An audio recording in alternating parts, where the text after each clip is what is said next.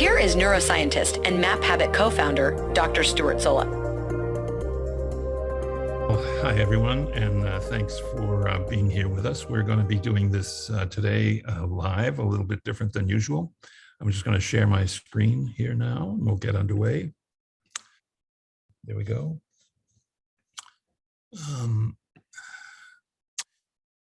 So let me just start this slideshow. There we go. All right, well, today's session is It's Not Too Late to Make and Keep Your New Year's Resolutions. And you wouldn't be very unusual. You wouldn't be in a small group of people. You'd be in pretty large company if you are among the people who have given up by yesterday, the end of January, on your resolutions. This little red box here tells us what percentage of people give up by the end of January. Just write down what you think that number might be, and I'm going to show you that number in just a moment. But do you think it's 10% give up? Do you think it's 90% give up? It turns out it is 64%. About 2/3 of people who make these resolutions really don't carry them out beyond a month or so. All right, let's try and understand a little bit more about that. When we talk about resolutions, we really are talking about developing habits. And habits are like shortcuts. They're things we can do quickly. We can do them kind of automatically without thinking. And that's in part because we do them so frequently, so often. And in this case, you know, we often hear the term more is less, but in this case, to do more, we should do less. So you want to work on only one or two habits. You know, people often will write a list of resolutions. Sometimes they can be in the double digits, not realistic at all. So the reality is, and you'll see why in terms of how the brain works, the less we do in terms of developing habits, the better off we are. So work on only one or two habits. And we'll see even throughout the year, if you are fortunate and wise, you will have the ability to develop several habits during the course of the year. And those habits will stick, unlike the 12 or 15 habits that you developed on the 1st of January, none of which will stick. This little set of illustrations really shows some of the characteristics that our scientists and others have begun to put together in terms of helping us to maintain our habits. One over here on the left is called SMART habits. SMART habits, S-M-A-R-T. The first letter stands for a different word, specific. You really want to make a concrete, specific kind of goal. You want to have it be measurable. You want to have it, hang on one second. Let me just see if I can create this little laser pointer there. There we go. You want to have it be measurable. And you want to have it be achievable. You want to create something that you actually know you can do. You don't want to make it so ponderous and so burdensome that you're never going to complete it. And it has to be relevant to you. If it's relevant, the more likely you are to do it. And you have to give yourself enough time to do it. So this is one important little framework for how to do this. Over here on the right-hand side is an example of what you probably shouldn't do when you say, well, my resolution, I want to lose weight. Well, that's just too vague. It doesn't match up with the SMART idea. So you really want to say something more specific. So when you say, I want to lose weight, you've got to say how much. I want to lose 30 pounds. I want to lose 5 pounds. Whatever it is, be specific. And then provide some kind of length of time. And it should be a length of time that's achievable, that's reasonable. So if it's 30 pounds in 6 months, that's not too out of reach of a goal. So it's not unreasonable to say that. And so your resolution, in fact, what you're saying is, I'm going to create the habit of eating in a way that I can lose 30 pounds in 6 months. There are lots of ways to track all of that as well in terms of SMART goals. There are lots of different programs to do that. This little illustration over here on the right shows a way that you can just graph this easily, your goal, the behavior that you have and the results. that you're showing, and you can track this by month or by week, however you'd like to do it. Over here on the left is just an advertisement, no connection with this company whatsoever in any kind of financial way. I happen to use this visual mapping program. It's called XMind. It's an easy program to use. And you can set up, all of these actually were made through XMind. You can set this up very easily so you can track your goals and follow what you're doing. All right, so keep in mind SMART goals. Now, one of the cautionary notes is that habits are triggered by cues in our surroundings. The cue can be almost anything. It could be the time of day. It could be a particular place that you're in, reminds you of something to do that activity or to not do that activity. A different kind of activity that you're engaged in. You hear a melody in a car or you see a picture. All of these things they're cues that can trigger behavior. Now, the challenge is over here on the right, that cues often can invite us in without us even knowing it. So often we get a cue and we haven't really paid very conscious attention to it, but it actually has driven our behavior. So it's the kind of thing to watch out for. And we'll come back to those kinds of cues. For example, if you have a bag of chips or a bag of M&Ms in your cabinet, that is going to be a cue. If you're trying to lose weight, you shouldn't have those things in your cabinet because those things will invite you in a sense, to a certain behavior that you're trying not to have. Habitual behaviors generally are rewarding. The reason that we develop habits is because there's some reward at the end. Now, that goes for good habits as well as bad habits. So we need to be cautious of that. But things in the morning, a fresh cup of coffee, we get up and brew that coffee. You have a good dentist visit. That's a really good reward after you have brushed and flossed a whole month before your dental visit. So you've developed a bit of a habit that way. And it gets reinforced when your dentist says, hey, your teeth are in better shape than they have been in the last couple of years. Acceptable A1C, if you're watching your sugar, your glucose levels. All of these kinds of things help reinforce habits. And as a matter of fact, we know now a lot about how the brain works and how that reinforcement system works. And we'll talk about that as we move forward as well. But the important point is that rewards help us to develop good habits. They help us develop, unfortunately, bad habits as well, as I said. And the idea is that things that are immediately rewarding in an environment are sometimes not the things that meet our healthy long-term goals. So we have to organize our environment in a way that allows us to easily form good habits and at the same time break bad habits. Now, we'll talk about bad habits toward the end of the session today. But the important thing in terms of the relationship of reward to developing habits is that timing really matters. The reward should come pretty close to the behavior. Consistency and flexibility, you have to do the same kinds of things, but you have to be somewhat flexible. Sometimes things don't go as planned or a plan gets changed. And although you were prepared to eat a certain way in a restaurant, it turns out now you're going to a different restaurant. You don't know much about that place. So you have to be flexible and be able to manage that. One of the fundamental rules is to start small. You want to really start with small behaviors, and we'll see why that's so important. The less energy that you have to expend to get the habit started, the more likely you are going to have a successful habit develop. And persistence turns out to be critical. You have to just keep going, and we'll find out why. It turns out habits don't develop in a very short time. They develop in a much longer time than you might suppose. And then finally, as I mentioned, we'll talk a little bit about breaking a habit at the end. One of the things that often is the case in science is that you try to access ideas and information from a totally different field and see how applicable they might be in your own field. And in this case, when we're talking about habits, one of the aspects of habits is called a keystone behavior or a keystone habit, and we'll talk about that. But that idea of keystone actually comes from the field of architecture, and it's illustrated over here in this set of columns. These columns have an arch here, and in the middle of that arch is this very little bit larger stone. This is called the Keystone, and it's the stone that is actually supporting all the stones lateral to it, and that allows the support of all the infrastructure above it. So the Keystone, in architecture at least, allows the arch to bear all this weight.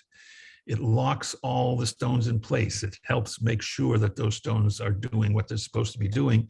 And without a keystone, the structure would collapse. If we pull the keystone out from here, all of these would collapse, and then all of the infrastructure above that would collapse as well.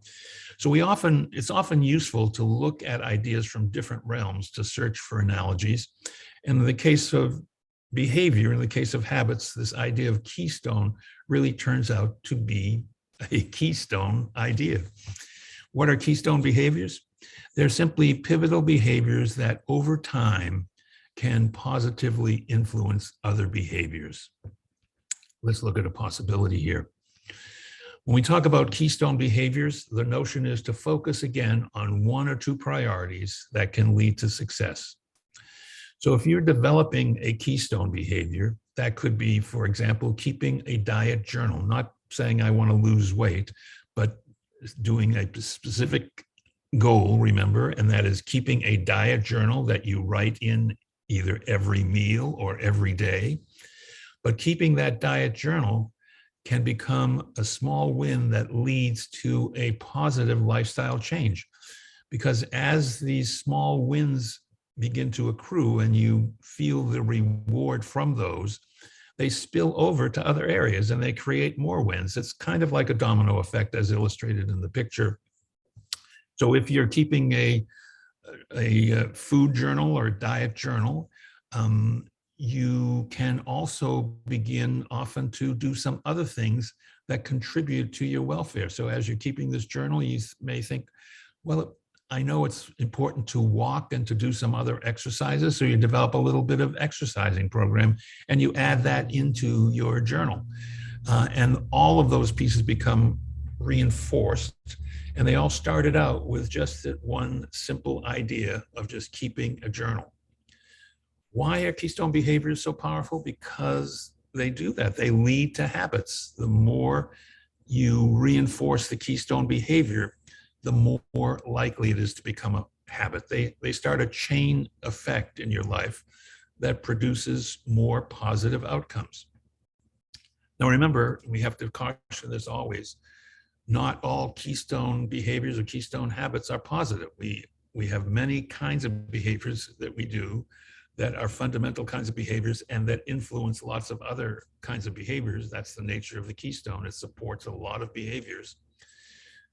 An example might be of a not so good one, drinking a 6-pack of beer every night when you come home. That's a habit. It's a very powerful habit. It has all the rules of habit, and it can be a keystone behavior, because if you're drinking a pack of beer every night, then you're very liable to be doing other behaviors, eating a lot of not so good food. You may have some personality changes and effects with people around you. So not all keystone behaviors are positive ones. Remember, we said this before, the smaller the habit, the less energy you need to get it started. So if you're going to make a resolution, a smart resolution, smart habit, you want to make it clear. Start with something small. If you're interested in getting more in shape and you're going to do push-ups or sit-ups, think about doing 1 or 2 a day. Don't think about starting off with doing 10 or 20 a day. You're much less likely to get underway and continue the habit if you start at a very high energy level than if you start at a relatively low energy level. Doing something at a low energy level is easy to accomplish, and it means you're much more likely to continue to do it. So choose a keystone that's easy to do, and you are more likely to get that done. Well, we've been talking about habits, but what are habits specifically? Lots of different definitions, but habits really are the choices that all of us deliberately make at some point. And then we stop thinking about them, but we continue doing them, often every day, sometimes multiple times a day. They're automatic. We don't even think about it when we do it. And often it is the case that we can't even remember whether we have done something because it is that kind of habitual behavior.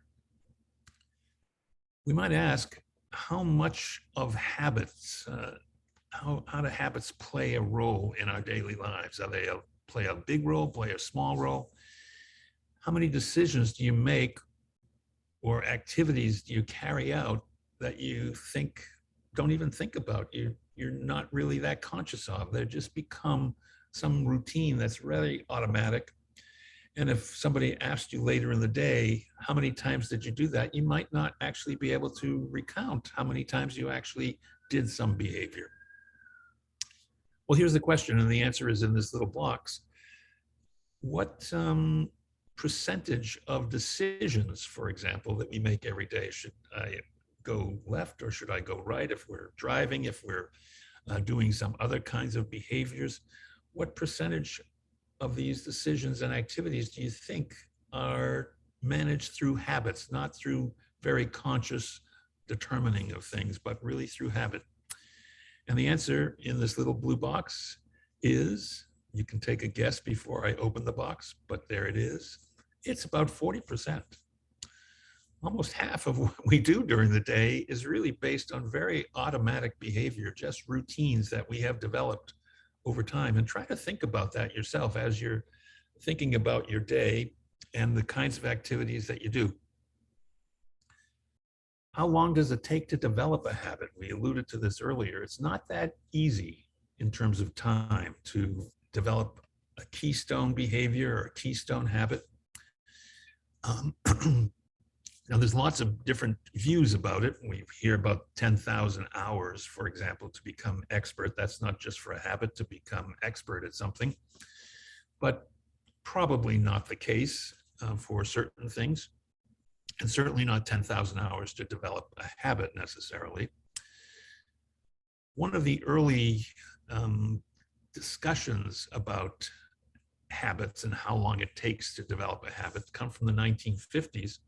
And a plastic surgeon, a fellow named Maxwell Maltz, noticed that in his patients, it took about 3 weeks for them to get used to their new faces. So he would change a nose slightly or chin or other kinds of features. And the individuals would really look in the mirror and they would always notice the difference. And they continued to notice that it was different for somewhere in the range of 21 days or so, at a minimum, at least. It took at least 21 days for them to get used to it. For many, it was much, much longer than 21 days. But he wrote a small research paper using a population of his patients, and he indicated there was a minimum of at least 21 days to get used to their new faces. And that began to be attributed to how long it takes to develop a habit, how much they get used to it and seeing their faces.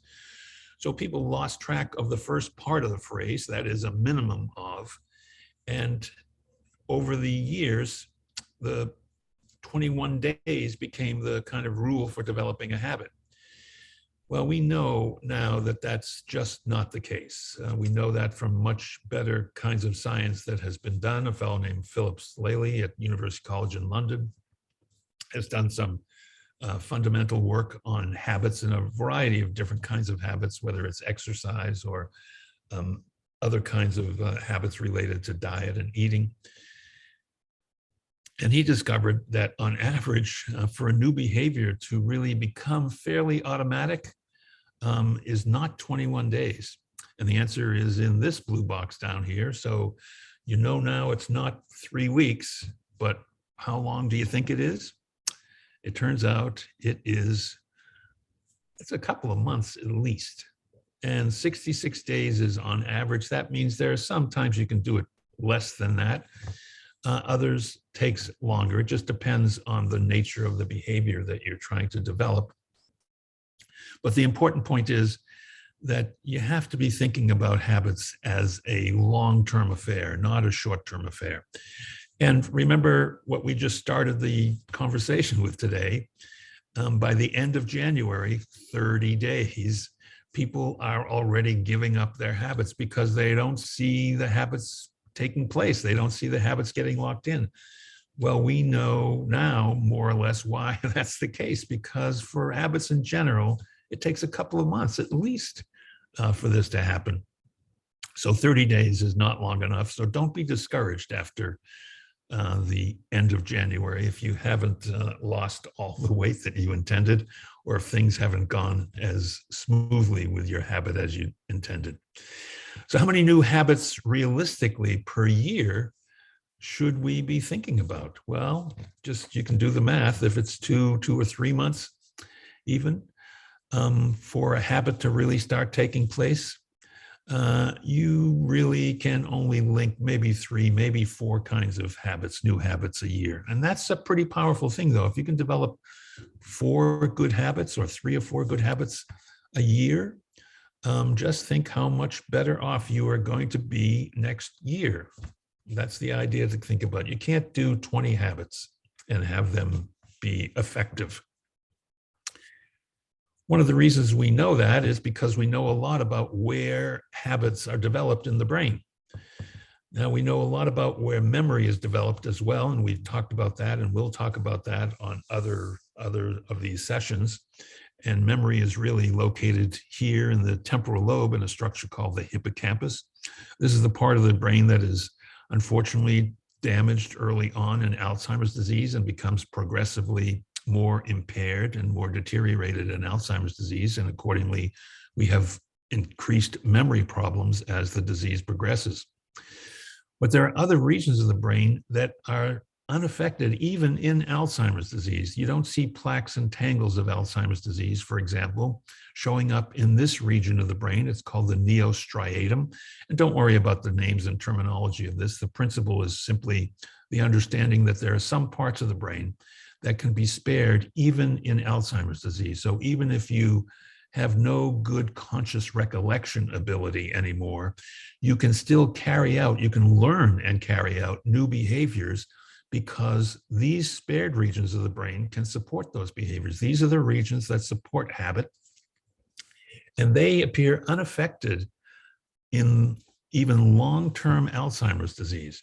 So that means that we still have the ability to train individuals and help them to continue to carry out behaviors, activities of daily living, other kinds of behaviors that we can make into habits successfully, despite the fact that they have advanced Alzheimer's disease. And we know that to be the case, and that is, in fact, the company that's sponsoring this Maphabit, my company, co-founded together with Matt Golden. Maphabit is based on brain science. It's based on the understanding that habits can sustain us for a very long time into various kinds of medical conditions like Alzheimer's disease and other neurodegenerative diseases. Routines become habits. We try to teach routines. We develop routines of activities of daily living and other kinds of aspects. And one of the reasons this works so well is because routines are an essential part of our daily life, whether the routine is getting morning coffee or getting a breakfast in a restaurant with your friends or going to work in the morning. These routines become habits. And these habits and routines, remember, they're driven by the reward at the end of the habit loop. Each morning you crave that rush from coffee or the rush from sugar or the rush from the delicious muffins that you get at the restaurant. Whatever it is that drives you, you get driven and reinforced at the end by that reward, whether it's the sugar or reduction in stress or satisfaction of having completed the job. All of those things are rewards that you can use to help maintain your habits and routines. Every keystone behavior or every habit can be broken into 3 parts, and we call this the habit loop. And I think for some of you who have been on some of these talks, we've talked about the habit loop previously. There are 3 parts to the habit loop. One is the cue or the signal that triggers the behavior. Could be an alarm clock in the morning that wakes you up, or a picture or the aroma of coffee wafting through the bedroom. Could be a melody, could be anything, the cue or signal that begins to initiate the behavior. And then the second part is the routine itself, or the set of actions that you take. You get up and get to the coffee, you get up and brush your teeth, you get up and do whatever activity of daily living that you need to do.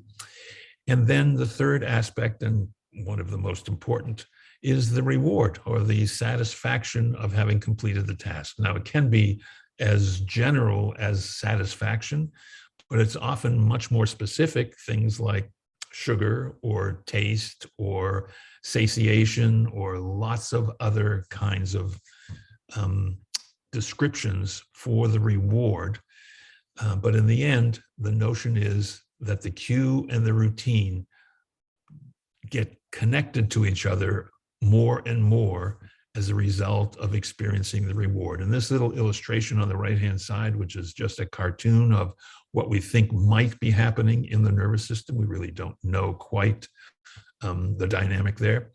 But the notion is that this is one neuron and this is another neuron, and these neurons get connected by little packets of neurochemicals that flow between them and connect them.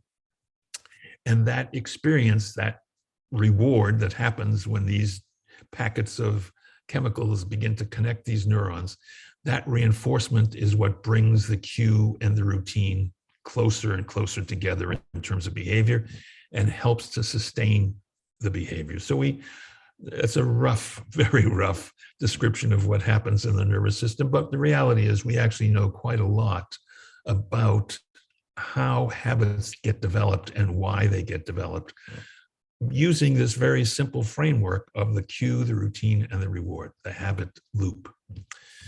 Why are habits so important?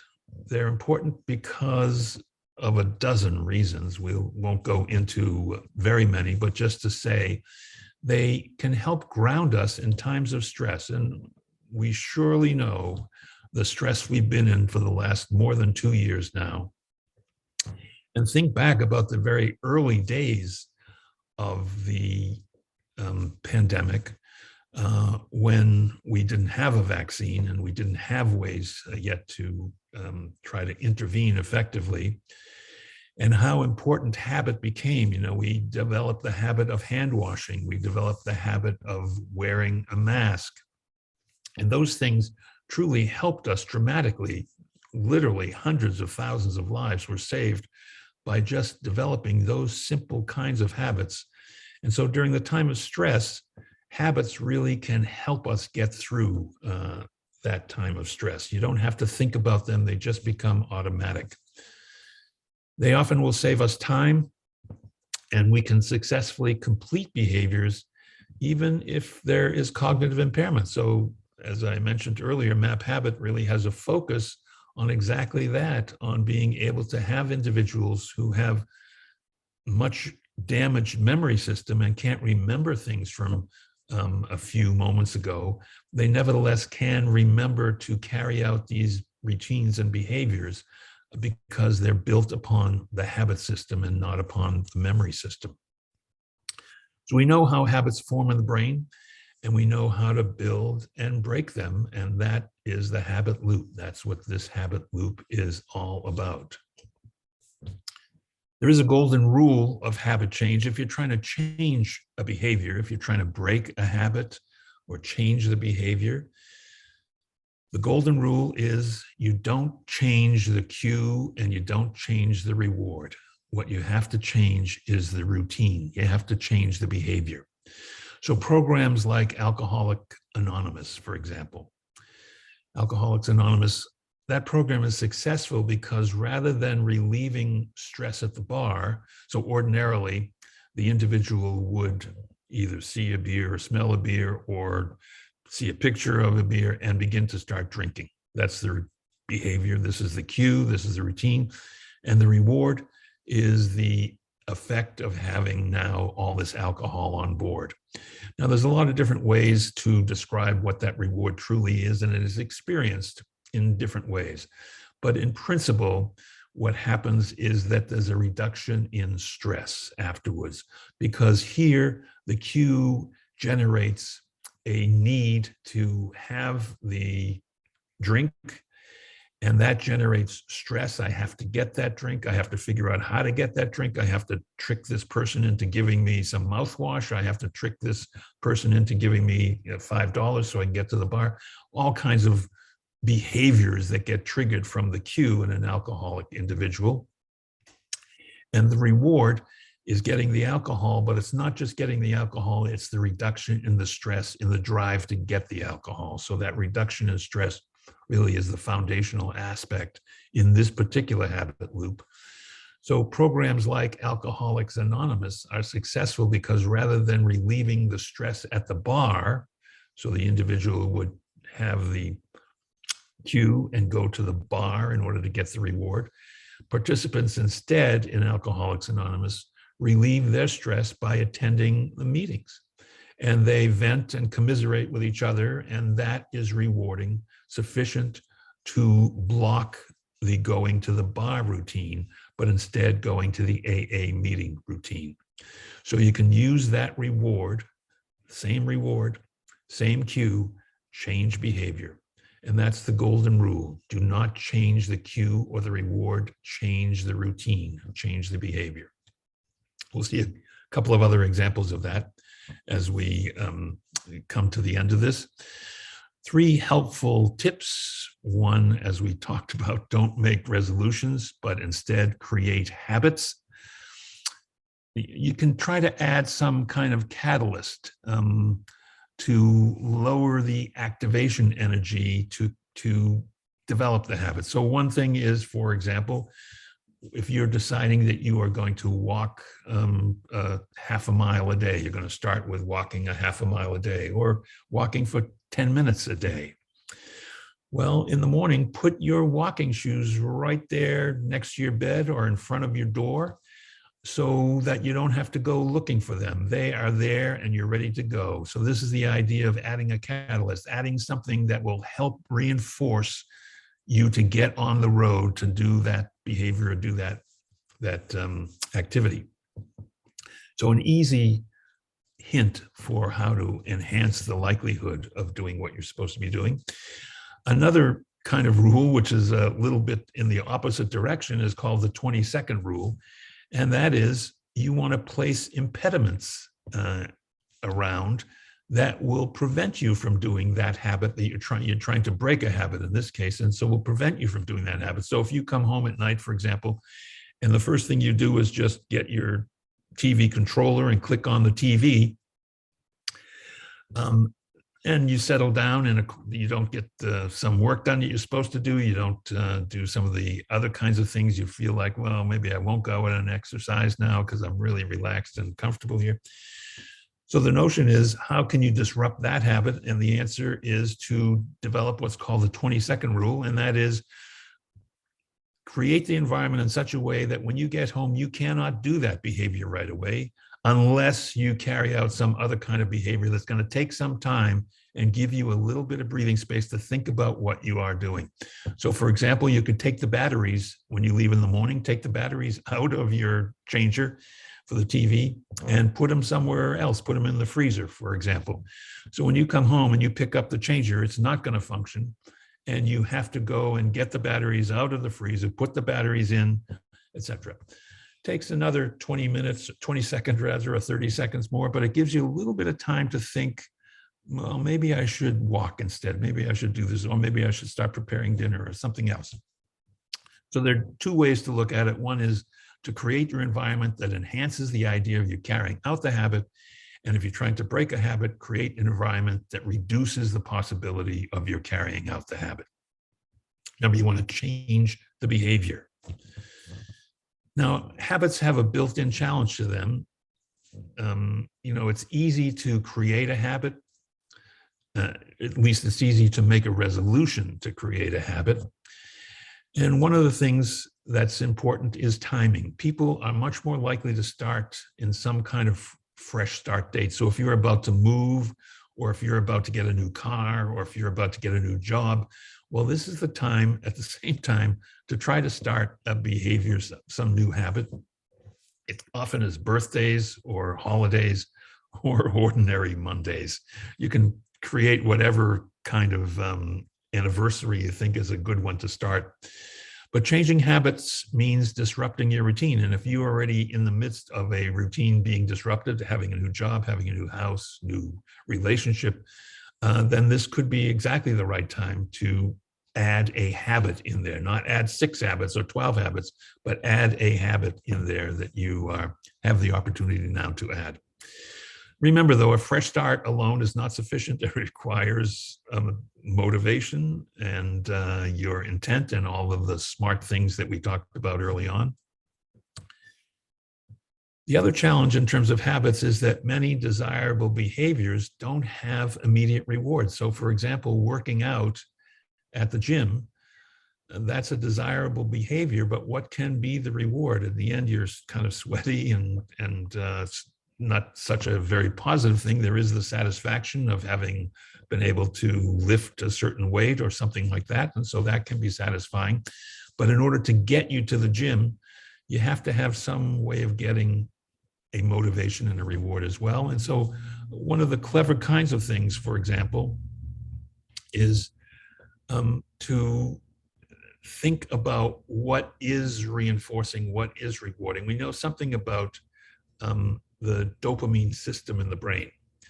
It's an odd title to have, the dopamine system. It doesn't refer to dope at all. It's a biochemical neurotransmitter, dopamine, but it's a brain neurotransmitter that plays a key role in reinforcement, and it gives you that rewarding feeling. And it turns out dopamine receptors are all over the brain. These little arrows are meant to indicate the distribution of these dopamine receptors in the brain.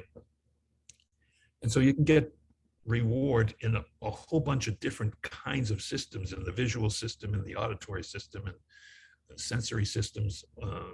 All can have their rewarding components to them. But dopamine operates on a time frame of really just a few seconds. Once you do the behavior, the reward, the flood of dopamine into those systems happens quickly and then is gone. So you want to be able to figure out ways that rewards can happen soon after the behavior, so you can take advantage of what we know about what happens in the brain. And there are ways of doing that. If you think again about the root and components of the habit loop, if you are going to go to the gym, for example, design your behavior around having gratification all the time at the gym. So here's an example that I got from a colleague. This individual really loves Lady Gaga, the singer.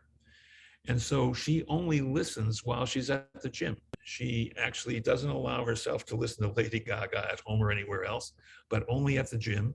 And so that draws her to the gym because she wants to hear that.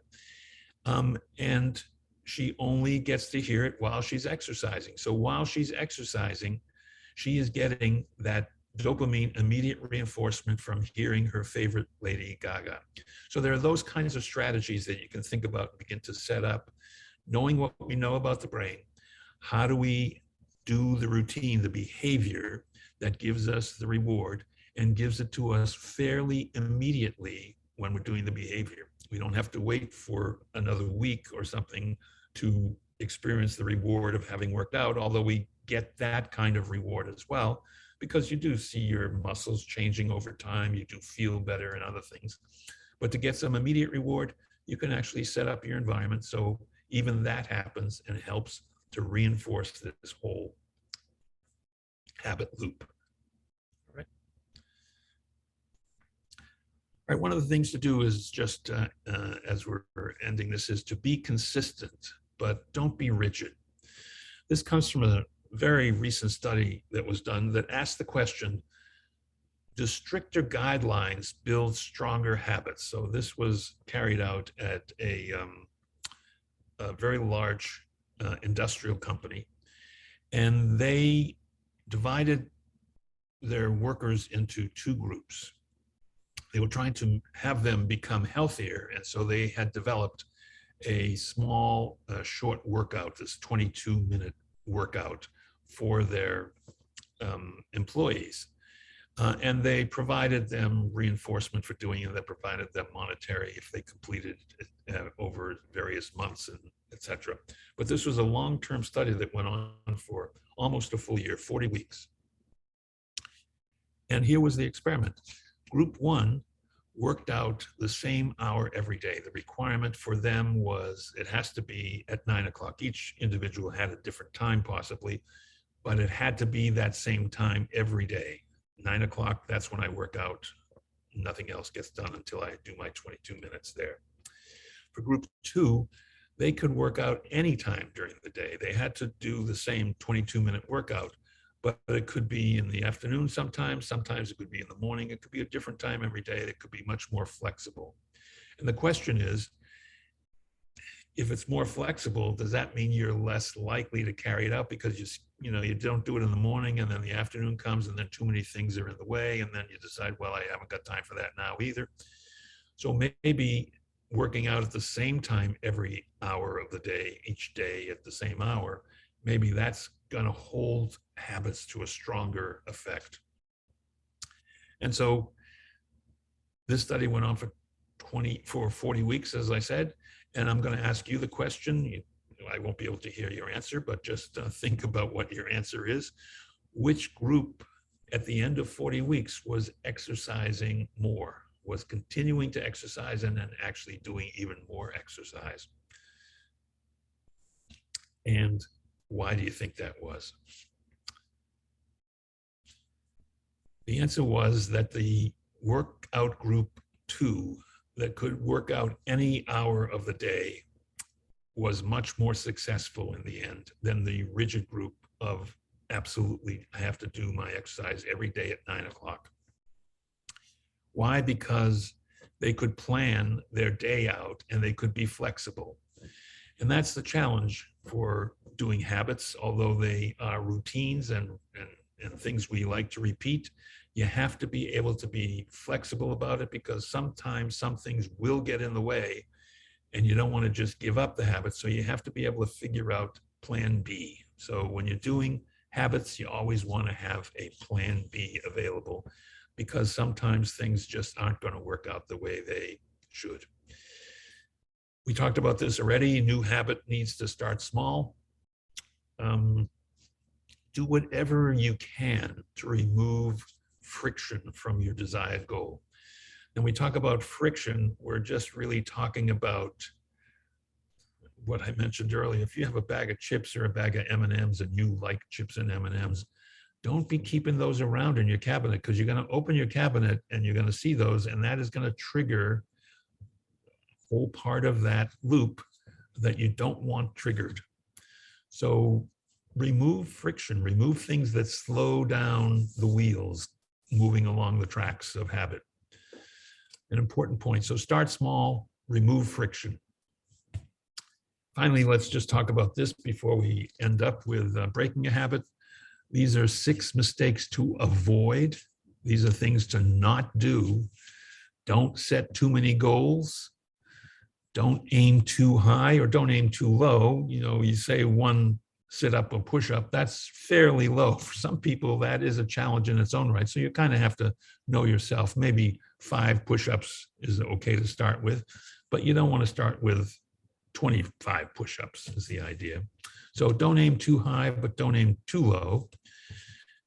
If you don't set deadlines, then you will never get to where you want to be. So you have to kind of know where the end point is. If it's 30 pounds in 2 months, that's what you want to aim for. You have to keep your goals visible. You have to really know what your goals are all the time. And that's one of the reasons that doing a journal, eating journal or diet journal can be very helpful because you're always reminded you're seeing those goals right in front of you. And select resolutions rather than goals or habits. That's the idea. If you set resolutions, you aren't going to have the specificity that you need. You have to set specific goals or habits and smart habits to be sure that you can get these resolutions accomplished. Remember, resolutions are just the proclamation of what I want to do. The habit is the behavior. So that's what you're going for. You're going for the behavior. You're not going for the kind of hand-waving idea.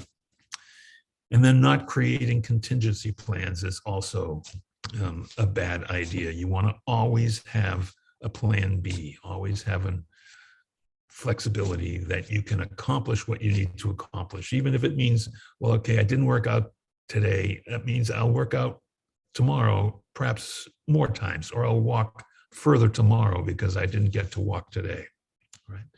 So you have to have those. All right, finally, what about breaking a habit? Some of the things we know about building habits can be helpful in understanding how to break a habit. Just what we talked about, the habit loop is important. This idea of planning and being flexible, you have to be able to have a substitute kind of behavior so that you can move forward with that behavior, even though you couldn't do the original behavior as planned. You want to avoid cues that trigger the behavior. We've said this 100 times, get rid of the chips, get rid of the M&Ms, get rid of the alcohol. Don't keep in front of you or keep easily accessible those things that you know are going to create friction along the tracks of your habit. Replacing one behavior with another, that's the golden rule. You replace the behavior. In this habit loop here, going to the cafeteria, instead of going to the cafeteria, go outside and take a walk. You will have the reward. It can be the same reward, reducing stress, reducing all kinds of possibilities, but change the behavior. And it could be that you walk for half the time and then you go and have lunch, but you don't spend your whole time where you could have been doing exercise sitting at the lunch table. Here's the idea: replace one behavior with another. These are the two choices that you make in your mind. When I have an urge to eat, for example, I'll do this. I will go for a walk. So that's one approach. Here's the second approach. When I have an urge to eat, I'll just not do it, right? I just won't eat. Well, that's may last you for a little bit, but at the end of an hour, that's not going to sustain you. So just denying the behavior is not going to work. The important thing in changing behavior is substituting behavior, is creating a new activity that is rewarding and substitutes for the old activity. Just claiming that I will not do that behavior is not a very powerful approach, and one that doesn't work very well, we know. When you do the replacement, you should have as immediate a reward as you can. We know something again about dopamine. So, you're outside, you're looking at nature, you look at the flowers, all of those things in their own right can be sustaining a reward. Dopamine is flowing as you appreciate all of those things.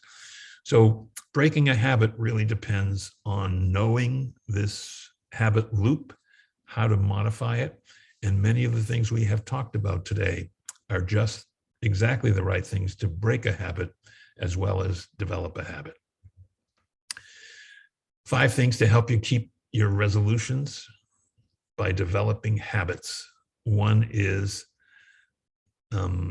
this idea of stop engaging bad behavior. Don't have these donuts around, as you see in this little picture.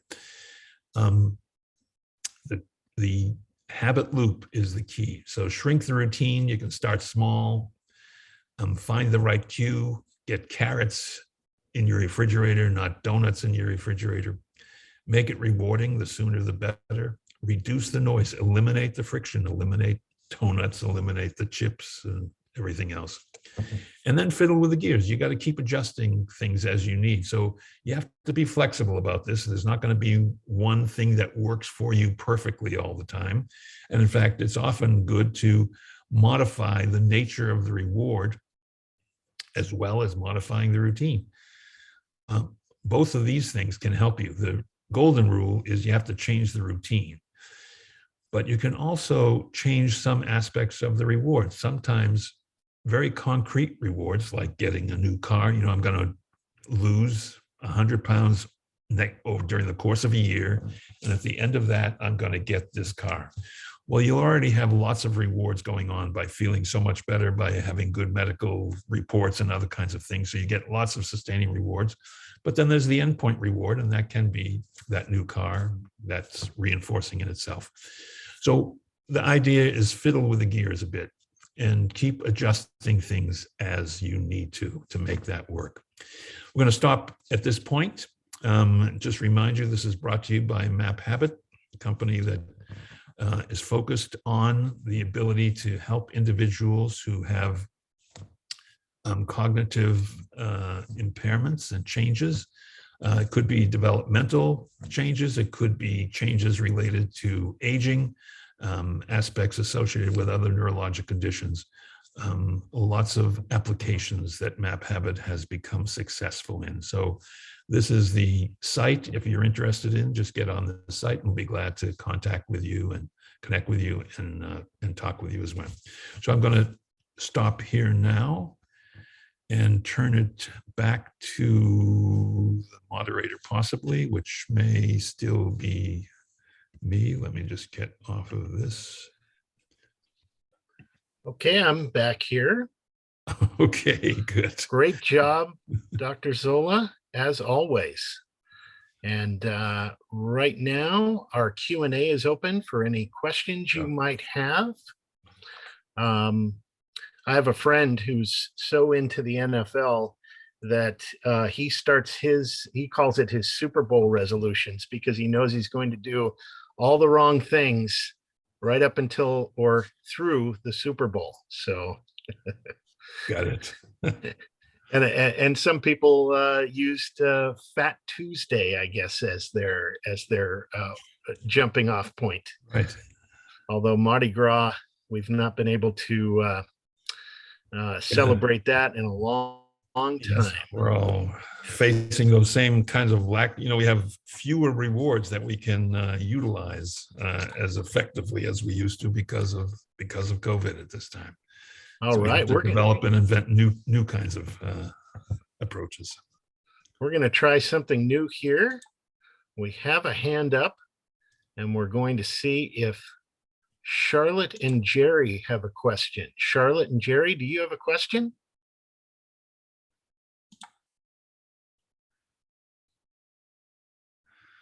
So Charlotte, you may have to unmute yourself. I don't know. Right. Yes, you'll have to hit a button that says unmute if indeed you wanted to have your hand up to ask a question live. That might have just been a click, an extra click that they made. Yep. All right. Well, I know Charlotte, and usually she does have some questions or some comments at least. So feel free to do either. You hit that little mute button down in the bottom left-hand corner of your screen. If indeed you want to ask that question, Charlotte, give that a whirl.